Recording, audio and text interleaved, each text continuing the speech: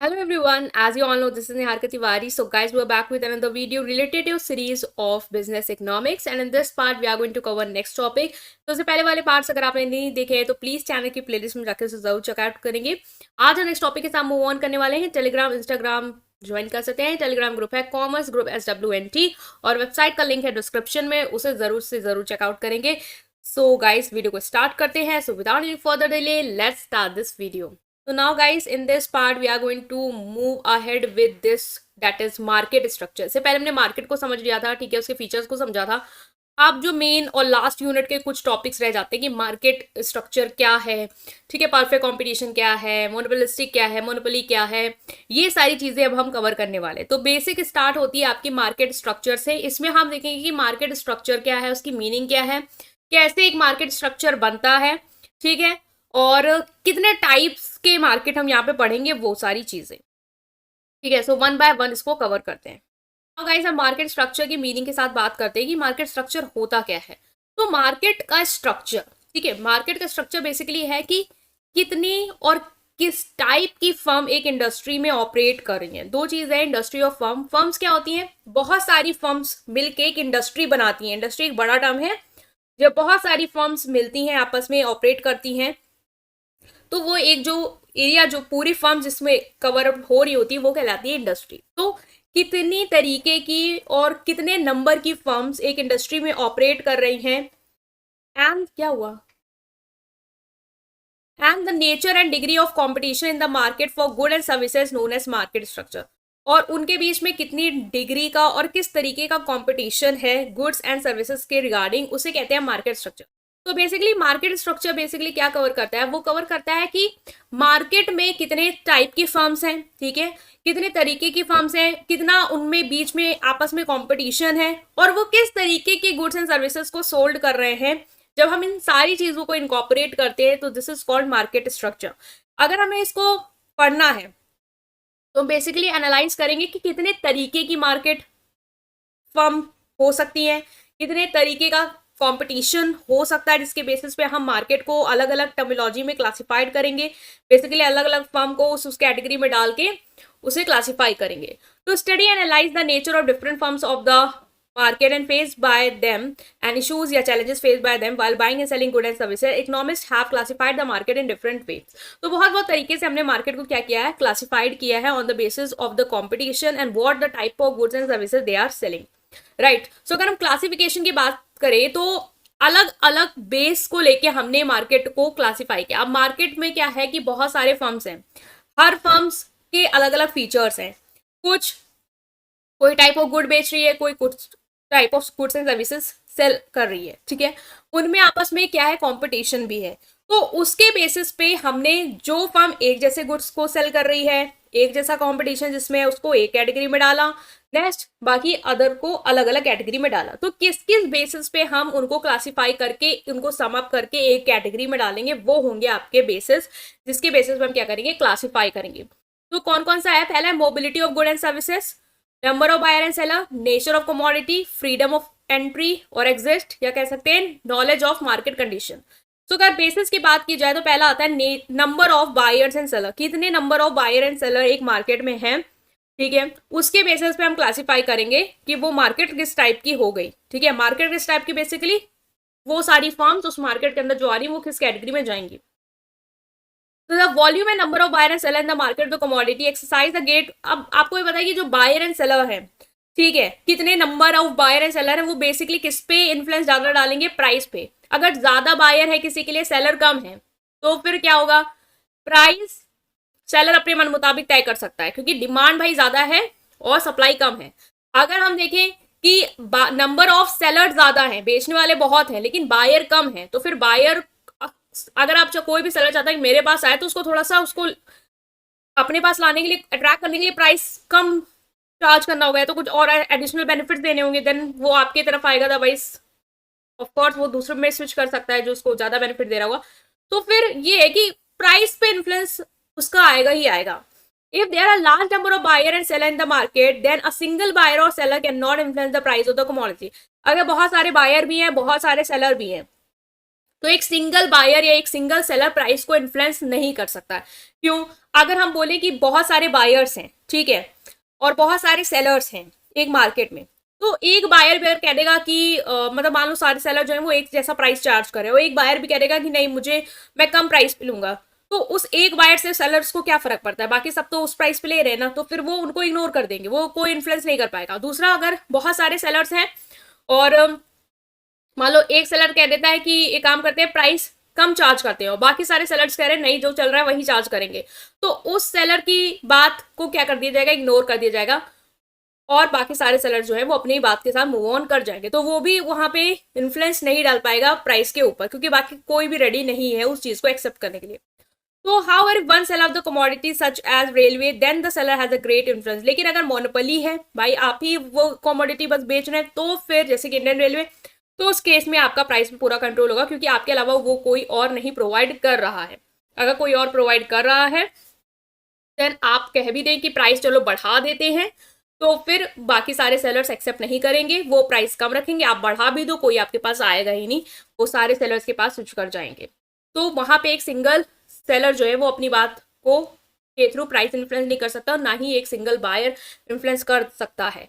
और एक जब परफेक्ट कंपटीशन वाली मार्केट होती है तो एक सिंगल सेलर अकेले प्राइस डाउन भी नहीं कर पाएगा, क्योंकि फिर सारे सेलर उसके ऊपर आ जाएंगे कि तुमने ऐसे प्राइस डाउन करके अपने तरफ सबको क्यों अट्रैक्ट किया। ठीक है, next is nature of commodity.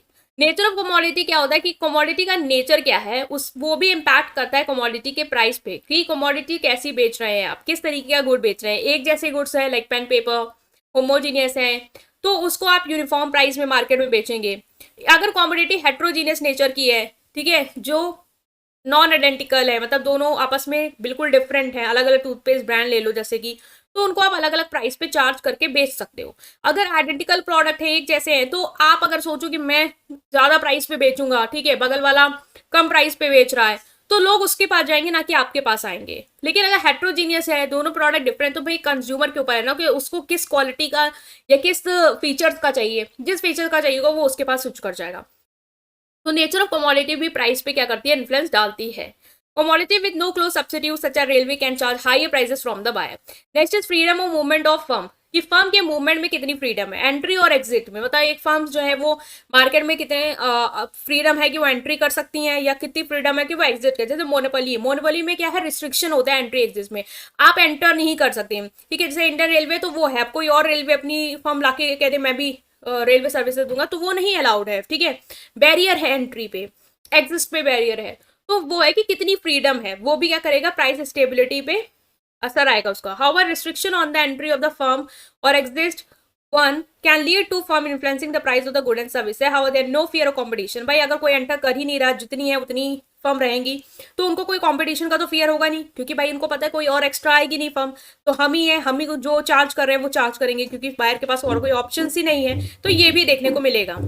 Next is knowledge of market condition. अगर मार्केट कंडीशन की नॉलेज के बेसिस पे भी हम फर्म को क्लासिफाई कर देते हैं, अगर buyer and seller are aware of the market condition and full knowledge about them, then the uniform price of the product and services can prevail in the market. Means अगर जो buyer and seller है उसको market की पूरी aware है knowledge की, ठीक है, जो बायर है उसको पता है कि प्रोडक्ट किस प्राइस पे बिकता है, ठीक है, एक प्रोडक्ट है वो किस प्राइस पे बिकता है, उसका प्राइस ये है, ये मार्केट में चल रहा है, उसको वो अवेयर है।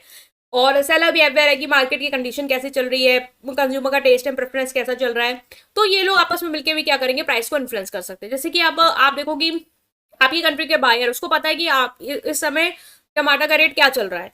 अब मान लो कल को फॉरेन से कोई आ गया, उसको नहीं पता होगा, तो आप मनचाहा प्राइस वहां पे चार्ज कर सकते हैं एज अ सेलर, क्योंकि आपको लगेगा कि वो अनअवेयर है, उसको नॉलेज नहीं, तो हम उसका बेनिफिट उठा सकते हैं। या अगर आप मार्केट कंडीशन को लेके अवेयर नहीं है, आपको नहीं पता कस्टमर का प्रेफरेंस कैसे चल रहा है, और आप पुराने चीजों को आगे लेके जा रहे हैं, तो वहां पे आप की डिमांड जो है प्रोडक्ट की वो गिर जाएगी। तो यहाँ पे यही कि अगर बायर सेलर अवेयर है नहीं है मार्केट कंडीशन को लेके, तो सेलर उस पोजीशन में रहता है कि वो अलग अलग प्राइस चार्ज कर सकता है। अगर भाई जो बायर है वो अनअवेयर है, तो आप फायदा उठा सकते हो उसका। Mobility of goods and factor production, free movement of factor production from one place to another result in uniform price in the market. अगर जो फैक्टर प्रोडक्शन का मूवमेंट है, ठीक है, रॉ मटेरियल यहाँ से वहां लेके आना है, या लेबर का यहाँ से वहां, अगर इसका मूवमेंट फ्री है एक प्लेस से दूसरे प्लेस में, तो मार्केट में क्या चलेंगे, यूनिफॉर्म प्राइस चलेंगे, क्योंकि किसी को एडिशनल ये कॉस्ट देनी ही नहीं पड़ रही है, तो ना वो कस्टमर से एडिशनल अपने प्राइस को बढ़ा के चार्ज करेगा। ठीक है, लेकिन अगर ऐसा है कि नहीं है तो भाई जिसको जितना भाड़ा देना पड़ रहा है फिर उस हिसाब से वो क्या करेगा, प्राइस को बढ़ाएगा अपने प्रोडक्ट की, क्योंकि उसकी कॉस्ट जो है वो उस तरीके से कवर अप हो पा रही होगी।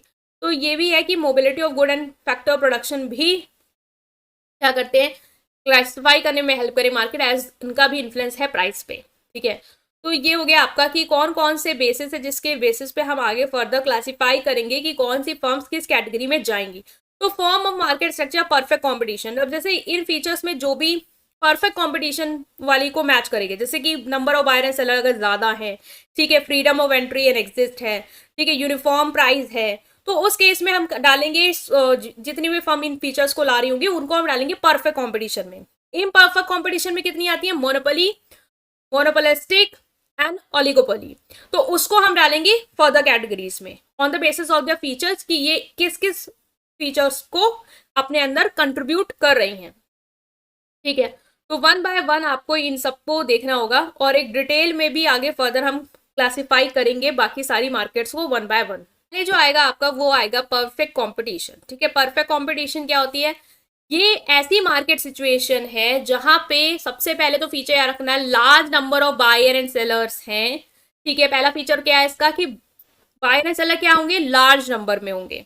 ठीक है, बायर भी बहुत सारे होंगे, सेलर भी बहुत सारे होंगे, जो किस पे डील कर रहे होंगे, होमोजीनियस प्रोडक्ट पे डील कर रहे हैं। होमोजीनियस प्रोडक्ट मतलब ऐसे प्रोडक्ट जो एक जैसे हैं, जिसमें ज्यादा कोई डिफरेंस है ही नहीं, मतलब एक जैसे similar at a fixed price, और प्राइस भी यहाँ क्या है, फिक्स्ड है, जो कौन सेट कर रहा है, मार्केट सेट कर रही है, उसको हम क्या कहेंगे, परफेक्ट कंपटीशन। तो एक ऐसी मार्केट सिचुएशन या एक ऐसा मार्केट का स्ट्रक्चर जहां पे number of buyer and seller बहुत ज्यादा है, जो एक ही जैसे सामान को बेच रहे हैं, एक ही प्राइस पे बेच रहे हैं, जो किसने सेट किया है, मार्केट ने सेट किया है। अब वन बाय वन यहाँ पे पता है कि होमोजीनियस गुड्स क्या होते हैं, जो सिमिलर शेप के, सिमिलर साइज के, सिमिलर क्वालिटी के हो। अच्छा, एकदम परफेक्टली अगर आप कह दो कोई किसी चीज का सब्सिट्यूट हो, या एकदम हम जैसे मतलब होमोजीनियस गुड्स हो, वो परफेक्ट कंपटीशन में पॉसिबल नहीं है। ठीक है, मतलब कि थोड़ा बहुत तो ऊपर नीचे फीचर्स होगा ही होगा। अब जैसे कि इसमें बेसिक सबसे ज्यादा एग्जांपल लेते हैं एग्रीकल्चर गुड्स का, क्योंकि सारे फार्मर्स क्या कर रहे हैं, वीट सेल कर रहे हैं, तो सारा वीट जो है जिस सारे फार्मर्स का क्या है, एक जैसा होमोजीनियस गुड है, बट आपको भी पता है क्वालिटी में थोड़ा बहुत डिफरेंस होता ही होता है। तो एग्जैक्ट कॉपी तो नहीं होंगे, बट हाँ मोस्टली जो है वो एक दूसरे के सिमिलर ही होंगे। तो in other word, perfect competition market, the seller sell homogeneous product at a fixed price determined by the industry, not by the single firm. ये जो प्राइस है ना वो किसने फिक्स किया है, इंडस्ट्री ने। इंडस्ट्री के थ्रू ये फिक्स्ड प्राइस जो है वो डिटरमाइन हुआ है, सिंगल फर्म ने ये प्राइस नहीं सेट किया। मतलब आप जो सोच लो कोई एक सिंगल फर्म जो है वो बोल रही कि ये प्राइस चलेगा मार्केट में, वो नहीं। जो ये प्राइस है वो मार्केट का डिमांड और सप्लाई कितनी है उस बेसिस पे तय किया गया है, कितनी डिमांड हो रही है, कितनी सप्लाई हो रही है, उस बेसिस पे जो एक सिमिलर पॉइंट पे आ रहा है वो होगा आपका यहाँ पे प्राइस। तो मार्केट फोर्स जो है वो प्राइस तय करती है, ना कि सिंगल सेलर या बायर। If the real world situation perfect competition does not exist, however the closest example आपका एग्रीकल्चर गुड्स होगा जो फार्मर सोल्ड करते हैं। ठीक है, जो होमोजेनियस नेचर में है, और प्राइस कौन इन्फ्लुएंस करता है, मार्केट, मतलब कितनी डिमांड है, कितनी सप्लाई है, उसके हिसाब से आप क्या करोगे, जो कॉमन पॉइंट आएगा उसके हिसाब से तय करोगे प्राइस, ये चलेगा। ठीक है, तो फर्म प्राइस नहीं तय कर रही है, न बायर। कंपटीशन में क्या हो रहा है, जो डिमांड है, जो सप्लाई है, दोनों मिलके तय कर रहे हैं। ठीक है, एक अकेला कोई नहीं तय कर रहा। Next is monopoly. Monopoly is a complete opposite form of market and is drive from the two Greek word monos meaning single and polus meaning seller, mean single seller. एक ऐसा मार्केट स्ट्रक्चर जहां पे वहां पे क्या था, large number of buyer and seller. यहाँ पे large number of buyer seller नहीं, यहाँ पे सेलर क्या है, एक ही है। बायर बहुत हो सकते हैं लेकिन सेलर कौन है, एक ही है। A market situation where there is only one seller in the market selling a product with no close substitute, और सब्सिट्यूट नहीं है उसके प्रोडक्ट। वहां पे क्या था, होमोजीनियस, मतलब एक जैसे गुड्स सेल कर रहे हैं। यहाँ पे एक ही सेलर है और वो जो गुड्स बेच रहा है वो कोई और दे ही नहीं रहा है, उसका आसपास तक का भी कोई गुड नहीं अवेलेबल है मार्केट में, जैसे कि Indian railway. In monopoly market there are very restriction on the entry of the firm and exit of the existing firm. जो फर्म चल रही है उसको एग्जिट करने में भी रिस्ट्रिक्शन है, और जो फर्म आना चाहती है उनकी एंट्री में भी बैन है। ठीक है, also there are chances of price discrimination the monopoly market, और प्राइस डिस्क्रिमिनेशन का भी चार्ज है। अब एक जो सिंगल सेलर है वो किसी से भी कुछ कोई भी प्राइस चार्ज सकता है, वो मुझसे 10 ले सकता है उस प्रोडक्ट का, वो आपसे 15 ले सकता है। ठीक है, क्योंकि भाई आपके पास भी कोई ऑप्शन नहीं हो कहीं और जाके उससे लो। कहीं और किसी सेलर से जाके वो प्रोडक्ट लो, क्योंकि वो सिर्फ वही कर रहा है, तो वो प्राइस डिस्क्रिमिनेशन पॉलिसी भी अपना सकता है। ठीक है, तो ये है। नेक्स्ट है आपका मोनोपोलिस्टिक कंपटीशन। मोनोपोलिस्टिक कंपटीशन में क्या है कि जो परफेक्ट कंपटीशन है आपकी और जो मोनोपोली मार्केट है, इन दोनों के फीचर्स इसमें हैं, इसीलिए हमें कहेंगे monopolistic competition. Market situation which there is large number of firm, large number of firms किसमें थी आपकी, लार्ज नंबर ऑफ फर्म थी आपके परफेक्ट कंपटीशन में, तो ये फीचर इसका है। Selling closely related product but can be differentiated, product क्या है, क्लोजली रिलेटेड है, जैसे कि आप देख रहे हो परफेक्ट कंपनी होमोजीनियस एक जैसे होंगे, लेकिन ये डिफरेंशिएट भी किए जा सकते हैं। ठीक है, तो ये वाला टर्म जो है वो मोनोपोली से आ सकता है कि प्रोडक्ट डिफरेंशिएट भी हो सकते हैं, ऐसा नहीं एक ही जैसा बेच रहे हैं। Is known as monopolistic competition. जैसे प्रोडक्ट और मोनोपोलिस्टिक कंपटीशन, जैसे टूथपेस्ट कोलगेट दे रहा है, टूथपेस्ट आपका पेप्सोडेंट दे रहा है, दंत कांति दे रहा है, बहुत सारे मतलब पतंजलि दे रहा है, बहुत सारे दे रहे हैं, सबके क्या एक ही जैसे फीचर्स है, आप किसी को डिफरेंशिएट नहीं कर पा रहे हो, सबके फीचर्स अलग है, सबका ब्रांड वैल्यू अलग है। शैम्पू हो गया, सोप हो गया। For example the market for soap enjoy full competition from different brand and has freedom of entry showing the features of perfect competition, और एंट्री की फ्रीडम है। ठीक है, मोनोपोली में क्या था, एंट्री बैन है, लेकिन मोनोपोलिस्टिक कॉम्पिटिशन में क्या है, एंट्री जो है वो है। ठीक है, तो हम जो एंटर करना चाहते हैं, नए शैम्पू ब्रांड्स लॉन्च करना चाहते हैं, दे आर वेलकम, आ सकते हैं, लॉन्च कर सकते हैं। However, every shop has its different features which allow them to charge a different price for them. It shows the feature of monopoly. लेकिन सारे शॉप के क्या है, अलग अलग फीचर्स हैं जो अलग अलग पैसा, जिसकी वजह से वो क्या कर सकते हैं, चार्ज कर सकते हैं। परफेक्ट कॉम्पिटिशन में एक जैसे गुड्स से तो अलग अलग पैसा नहीं चार्ज कर पा रहे, वो बायर जो कहीं और स्विच कर जाएगा। ठीक है, लेकिन यहाँ पे जो प्राइस है वो डिफरेंट हो सकता है। Next is oligopoly. ऑलिगोपोली की अगर बात करें तो market situation where the number of big seller of the commodity is less and the number of buyer is more. यहाँ पे बायर बहुत ज्यादा है, लेकिन जो बिग सेलर है, बड़े बड़े जो सेलर है कमोडिटी के, वो कम है। ठीक है, as the number of seller in the market less, the price and output decision of the one seller impact the price and output decision of the other seller. As number of seller क्या है, कम है। ठीक है, मान लो जैसे luxury car है, ऑडी है, बीएमडब्ल्यू है, फोर्ड है, इन सबके जो सेलर हैं लग्जरी कार के, वो कम है। सब लोग, बहुत सारे लोग नहीं बेच रहे हैं, बहुत कम हैंडफुल लोग हैं जो बड़ी लग्जरी कार बेच रहे हैं। तो किसी ने भी, एक भी सेलर ने अगर अपने प्राइस में थोड़ा भी हेरफेर किया तो बाकी सेलर का जो डिसीजन, आउटपुट डिसीजन है या प्राइस है, वो उस पर असर आएगा। बीएमडब्ल्यू ने अपने प्राइस अगर जैसे मान लो नीचे कर दिए, कम कर दिए थोड़ा भी, तो फिर ऑडी और इनकी नहीं लेंगे लोग, बीएमडब्ल्यू में स्विच कर सकते हैं। ठीक है, तो यही है कि जरा सा भी प्राइस का हेरफेर एक भी सेलर करता है, मतलब यहाँ पे ये कह सकते हो कि जो सेलर है वो इन्फ्लुएंस कर सकता है प्राइस को। जो आपने देखा था परफेक्ट कंपटीशन में नहीं कर सकता था एक सिंगल सेलर, और मोनोपोली में आपने देखा एक सिंगल सेलर है तो वो कर सकता था। मोनोपोलिस्टिक में हम अगर देखें तो वहां पे भी आप देख रहे हो कि सेलर है और डिफरेंशिएटेड प्रोडक्ट है, तो अपने प्रोडक्ट के हिसाब से, फीचर्स के हिसाब से इन्फ्लुएंस कर सकता है प्राइस को। यहाँ पे क्या है, एक भी सेलर का अपने प्राइस में थोड़ा बहुत हेरफेर करता है तो दूसरे सेलर पर उसका इंपैक्ट देखने को मिलेगा। In other word, the interdependence among the seller of the commodities high, आपस में लोग डिपेंड बहुत करते हैं। ठीक है, लग्जरी कार प्रोड्यूस करते हैं ओलिगोपोली मार्केट के अंदर, ये एग्जांपल हो जाएगा। As the number of seller of the luxury car is less and buyer are more. तो ये हमने पढ़ा कि आपका कैरेक्टरिस्टिक्स के बेसिस पे आप कैसे क्लासिफाई करोगे मार्केट स्ट्रक्चर को। पहले तो हमने पढ़ा कि मार्केट स्ट्रक्चर क्या होता है, कि number and types of firm जो ऑपरेट कर रही है किस तरीके की है, कितनी है। ठीक है, और उनको हम नेचर और डिग्री ऑफ कंपटीशन के हिसाब से कैसे कैसे क्लासिफाई करेंगे। वो पूरा मार्केट स्ट्रक्चर बना रहा था, हमने समझा कि मार्केट, अलग अलग मार्केट किस किस बेसिस पे क्लासिफाई की जा सकती है। पहला तो उसमें कितने बायर एंड सेलर है, उस हिसाब से मार्केट बता सकते हैं। क्या बेच रहे हैं, किस तरीके का बेच रहे हैं, एंट्री एग्जिट पे कितनी फ्रीडम है, मार्केट कंडीशन की नॉलेज और फैक्टर प्रोडक्शन की मोबिलिटी, इसके बेसिस पे हम अलग अलग टाइप की मार्केट को क्लासिफाई कर सकते हैं। फिर हमने यहाँ पे पढ़ा परफेक्ट कंपटीशन क्या है, और इम्परफेक्ट कंपटीशन के अंदर 3 मार्केट, ओलिगोपोली, मोनोपोली, मोनोपोलिस्टिक को अंडरस्टैंड किया है। अब वन बाय वन डिटेल में इसको और पढ़ेंगे। ठीक है, एक एक मार्केट को, एक एक मार्केट स्ट्रक्चर को, परफेक्ट कंपटीशन को आगे हम पढ़ेंगे। तो उसको आप देखिएगा नेक्स्ट पार्ट में। वीडियो को लाइक करेंगे, चैनल को सब्सक्राइब करेंगे, उस पूरी प्लेलिस्ट को अपने फ्रेंड के साथ जरूर शेयर करेंगे। Thank you.